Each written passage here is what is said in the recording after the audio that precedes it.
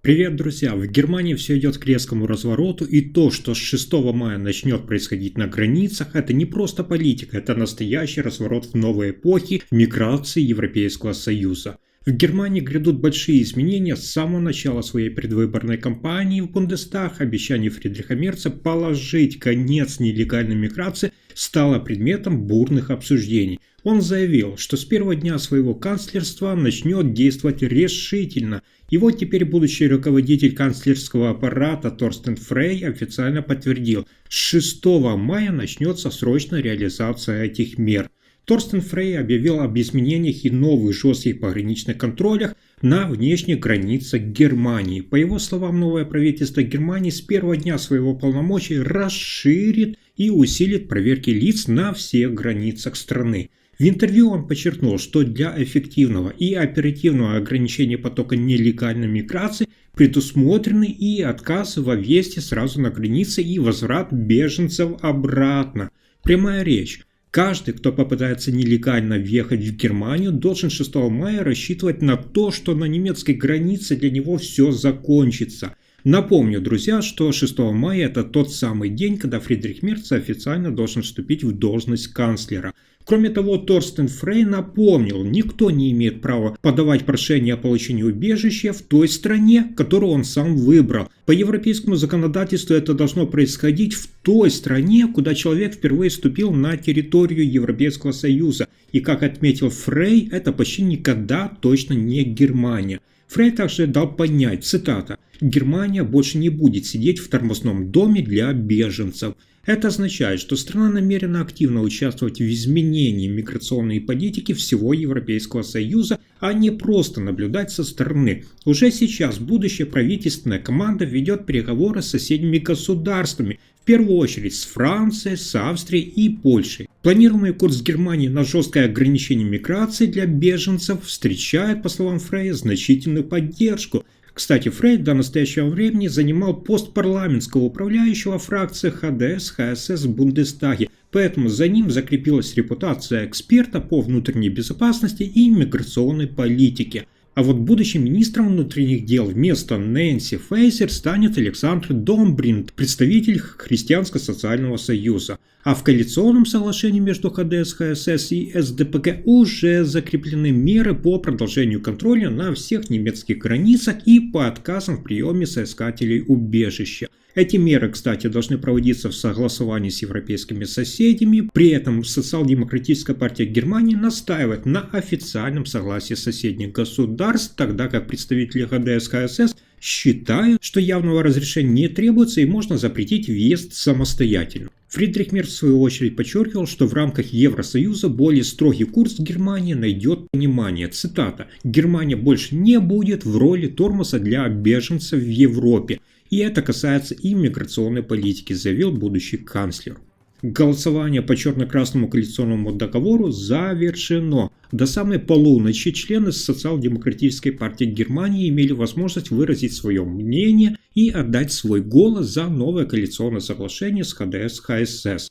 На протяжении 15 дней все 358 тысяч членов партии могли проголосовать. Причем финальное время для подачи голосов было установлено до вчерашнего вечера до 23 часов 59 минут. Электронный избирательный портал закрылся ровно в этот момент. Если большинство действительно поддержало договор, ничего не сможет помешать его официальному подписанию, которое запланировано на понедельник. Документ объемом 144 страницы должен быть скреплен подписями лидеров партии. Хочу здесь отметить, что руководство ХСС и малый съезд ХДС уже утвердили коалиционный договор под названием «Ответственность за Германию». Для окончательной легитимности голосования в СДПГ необходимо не только большинство голосов, но и участие как минимум 20% членов партии. Как сообщили в самой партии, этот порог был преодолен еще вчера в понедельник.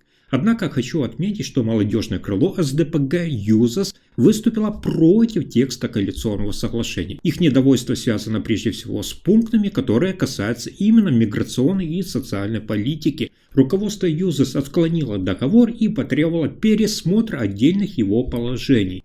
Тем не менее, большинство политических наблюдателей считают, что альтернативой союзу между СДПГ и союзом ХСС-ХДС могли бы стать только крайне нежелательный сценарий, например, коалиция ХДС с альтернативой для Германии, которую возглавляет Алис Вадель, или создание нестабильного меньшинства в Бундестаге, или, например, проведение внеочередных выборов. Именно поэтому СДПГ планирует объявить состав своих 7 министров только после официального согласования по договору. Одним из немногих фактов, в которых сомнений практически нет, является, что Борис Писториус сохранит пост министра обороны. Также с высокой долей вероятности лидер партии Ларс Клинбольд станет вице-канцлером и министром финансов. Для справки хочу сообщить, что СДПГ уже не в первый раз прибегает к внутрипартийному голосованию по поводу коалиции ХДС-ХСС. Подобные голосования, для вашего сведения, проводились в 2013 и 2018 годах. Тогда члены партии также в значительной степени поддержали участие в правительстве. Например, в 2018 году участие в голосовании приняло 78,4% всех членов партии. Из них, кстати, 66% сказали «да». В 2013 году уровень поддержки был еще выше, тогда коалиционному договору сказали «да» 76% участников голосования. В 2018 году Марк Зёдер официально вступил в должность премьер-министра Баварии и тогда еще рассуждал вслух о возможном ограничении срока полномочий главы региона. Запомните это. Но эти идеи Зёдера давно уже забыты и остались в прошлом. Теперь, спустя годы, лидер Христианско-социального союза ссылается на своего политического кумира Франца Йозефа Штрауса и смотрит уверенно в будущее вплоть до следующего десятилетия. Именно поэтому, по его словам, должность федерального президента Германии для него не имеет никакого значения и даже не рассматривается как возможный шаг в карьере. Глава ХСС Маркус Зёдер заявил, что намерен вновь баллотироваться на пост премьер-министра Баварии на следующих выборах в Ландтаг, которые состоятся более чем через 3 года. В интервью изданию он процитировал знаменитую фразу Штрауса: «Во главе моих преемников стою я сам». По словам действующего руководителя земельного правительства, если избиратели и его партия его поддержат, он будет готов и в 2028 году.